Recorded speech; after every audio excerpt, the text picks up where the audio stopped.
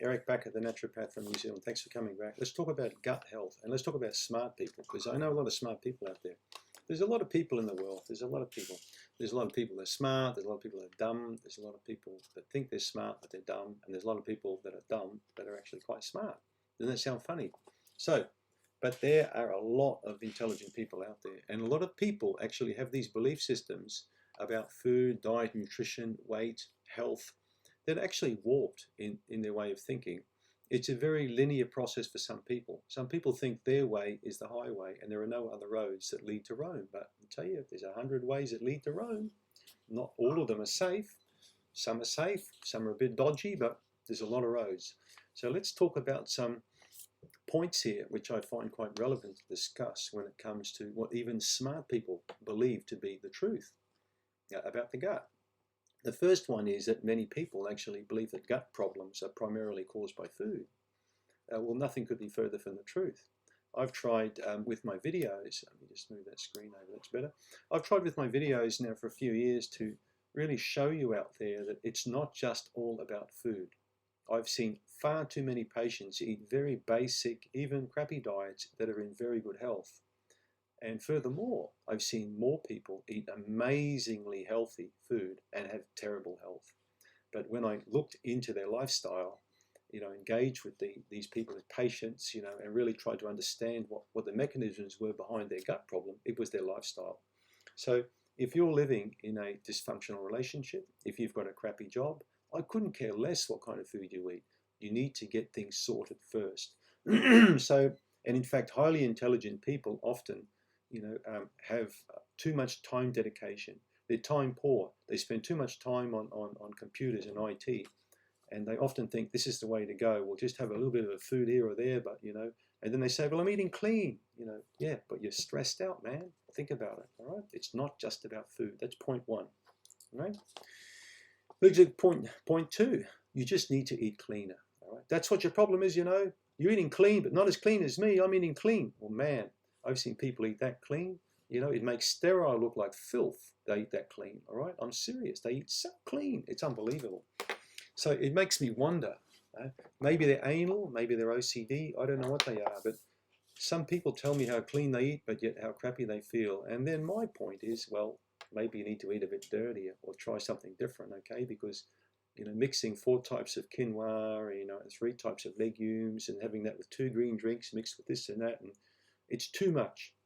Some people try and cram everything into one day. They'll have so much food and so many different sessions of eating all these clean foods. It's over the top, okay? So maybe I should call it the OTT diet, the over-the-top diet, because many people have that, particularly a lot of my friends in California that I know eat far too clean. So now, what if we put you in Mumbai or Delhi or Calcutta for 6 months? Do you think you could eat really clean over there? No. Now, I spent time in India and I've seen people eat not so clean but have really good gut health because they had a diet high in resistant starch and fiber. They ate small amounts of foods. They didn't have large portion sizes. And what do they drink? Water. Okay? Water and normal food, and they had good gut health. So you don't need to eat super clean to have a super good gut health. Far from the truth. In fact, you need bacteria to make your gut in good shape. So it might work the other way around, in fact. Okay, that's the second point. Let's talk about the third point. Carbs are the devil. So today people think that carbohydrates are bad, right? So people now seem to be increasing their protein consumption and fat consumption at the expense of their carbohydrate intake. What's the common theme I see with many patients over the years? Fatigue.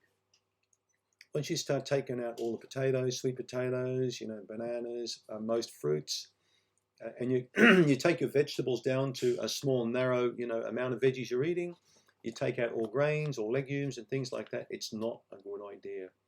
Watch my videos on resistant starch, watch my foods on carbohydrates, on why you need carbs.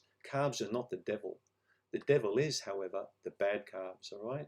We're talking white bread, we're talking processed carbohydrates, we're talking, candy, ice cream.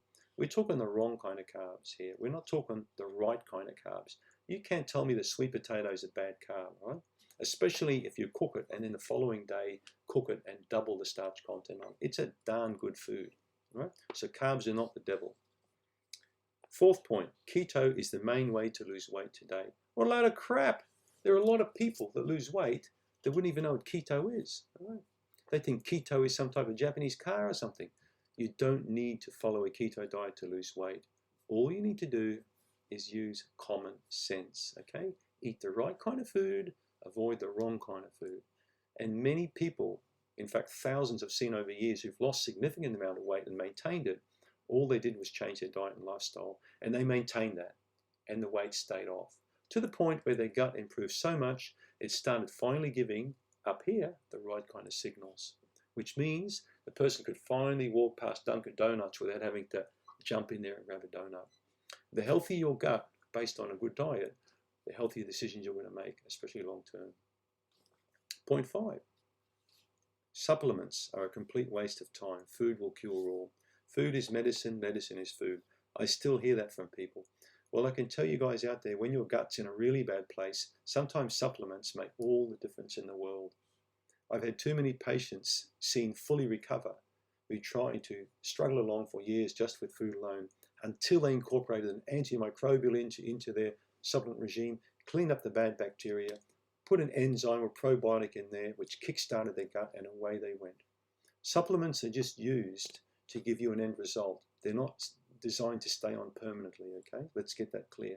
So if your physician or naturopath has told you to stay on these things, you need to get out of the office and walk the other way.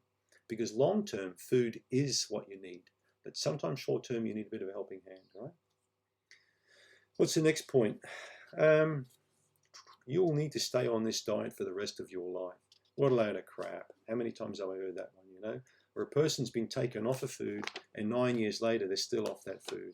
What the hell would you do that for? If you enjoy that food, maybe it's time to incorporate it back in your diet or repair your leaky gut so you can tolerate that food, right? Simple. So I hope that was 7 points, I think it was. Complain to me in the description or in the below if it wasn't 7. And by the way, while we're here, please click on the link below and get my free white paper in. It's a PDF. You'll get that on the link below, okay? Thanks for tuning in.